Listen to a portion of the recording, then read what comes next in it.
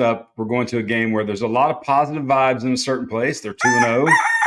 I'll just say that there's a little more attention and things going on in Columbia, South Carolina this week as LSU travels to Columbia, South Carolina to play against the first place South Carolina Gamecocks. I like how you They're the only one that. who has an SEC win, so they're the first place Gamecocks right now. I like how you said that. And listen, South Carolina should be jacked. They should be excited for two reasons. One, when I look at South Carolina, the defense and specifically the edge, holy cow. Watch number 5, watch number 6. Dylan Stewart and Kyle Kennard. Like, they come off the ball with a purpose. They know how to rush the passer. One's a freshman, one's a senior, so a balance of experience and youth and highly recruited, but like number 1 in pressure rate in the country. And here's the thing I do know, Brent. After playing in that stadium at 12 o'clock, it's Africa hot. It is hot. Oh my gosh, is it hot in South Carolina? The fans that's one of the best atmosphere. In the 90s, when they were losing every single game, that place was sold out and it was electric. So the fans will show out.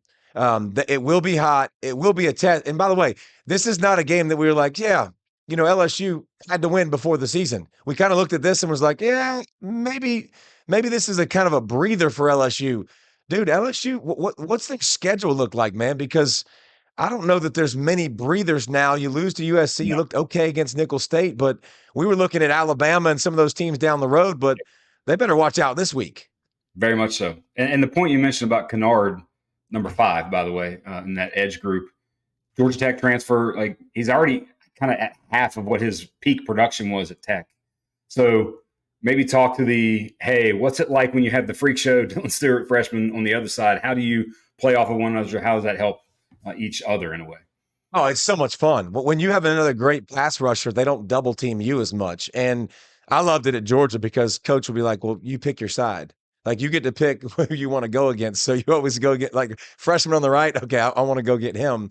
But having 2 guys now that you're running away from one side to the other side and you work in tandem. Man, Jonathan Sullivan was my defensive tackle for my sophomore year. I didn't realize how easy it was to get sacks. Like, he got pushed and bounced them to me. So they work in tandem. But it's interesting about the matchup, Brent, because LSU is one of the best in the country at protecting the quarterback. And if you watch their offensive line, they got Will Campbell on the left tackle spot, who's going to be a top 10 pick, who's the best tackle in football. They've got the best 1-2 punch. So they've got a quarterback that's a 4-year guy in Garrett Nussmeier that you saw the stage wasn't too big for him against USC when they played in Las Vegas. And the thing I like about Garrett Nussmeier is he knows his answers. Like, when he steps up, he's not holding on to the football too long. So that will be the big matchup because the secondary will have to hold up consistently. And here's another thing about rushing the passer, Brent.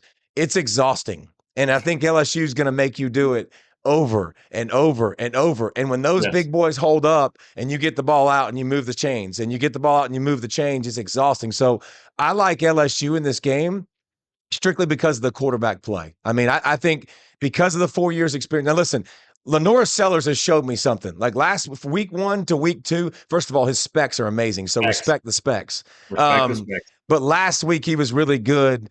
10 for 14, made big plays in the passing game. Rocket Sanders is running the ball. If that name sounds familiar, this is what college football is now, right? Like, he had 1,400 yards for Arkansas. So I think they have to run the football. They have to establish that. Yeah. LSU doesn't have to. Like, they're not worried about the passing game as much. But I think USC, the crowd at noon can help them hang around. But that pass rush is going to have to be as vaunted as it has been.